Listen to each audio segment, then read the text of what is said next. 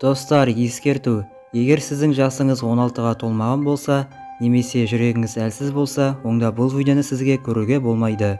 Өйткені видеода көруге болмайтын кадрлар бар. Тіпті бұл видеоны YouTube жауып тастауы мүмкін. Сондықтан осы жерден көруді тоқтатыңыз.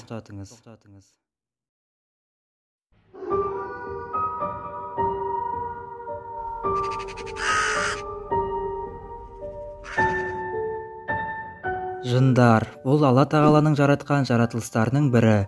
Егер де жындар адамдардың ішіне кіретін болса, онда олар адамдарды зұлымдыққа итермелейді. Жалпы сіздер жын ұрған адамдардың сырт келбетін көрдіңіздер ме? Олар зұлымдыққа барып қана қоймай, мықты қабілетке ие болады. Бүгін біз сіздерге бейнебақылау камераға түсірілген жын ұрған адамдарды көрсететін боламыз. Сонымен кеттік.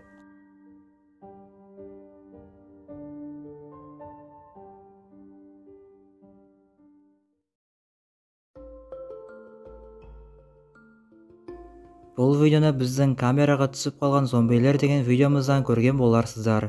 Осы видеоның авторлары екі жігіт метро станцияларының бірінде келе жатқанда сол жерден біртүрлі қызды көреді. Жалпы мен бұл қыздың ішіне жын кіріп кетті деп ойламаймын. Жай ғана бұл видео мені әлі күнге дейін қызықтырады. Бәлкім бұл қыздың ішіне шынымен де жын кіріп кетті ме?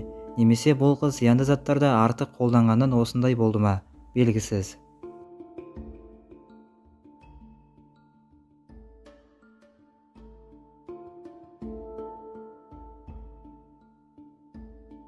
Дүкендегі ессіз қыз.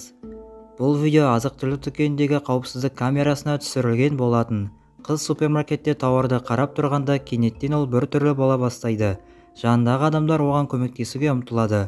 Бір кезде қыздың бойында супер қабілет пайда болып, ол супермаркеттің ішін бір-ақ секундта жайып салады. Видео кино сияқты әдемі түсірілген. Бәлкім бұл бір киноның шынымен де үзіндісі шығар. Дегенмен видеоның соңы немен аяқталғаны және бұл қызға не болғаны әлі күнге дейін белгісіз.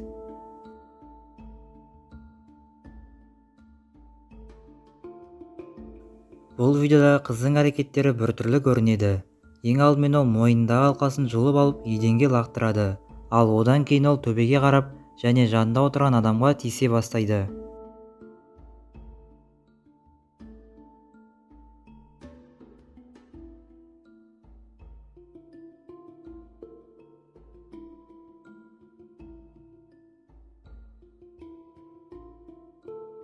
Менің ойымша бұл қыздың сондай ауруы бар сияқты. Немесе бұл қыз тағы да зиянды заттарды қолданған көрінеді.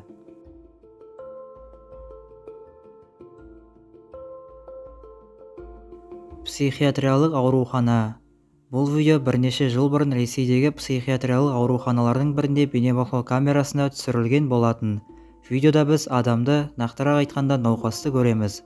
Бұл адам біртүрлі дене қимылдарын жасай бастайды. Бұл видео бір қарағанда қорқынышты фильм секілді, және бұл видеоның кейбір кадрлары кесілген екен. Жалпы бұның бәрі палатаның қараңғы бұрышына кіріп, таңға дейін сол жерде отырумен аяқталады.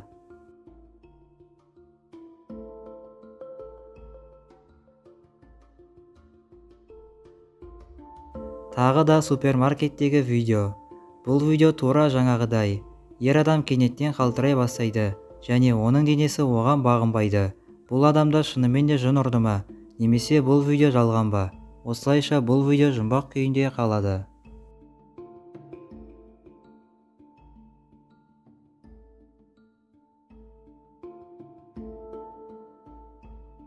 Сонымен достар, видеомыз соңына жетті. Егер видео ұнаса, лайктарыңызды басып, арнаға тіркеліңіздер. Бүгінге осы, келесі кездескенше аман, сау болыңыздар.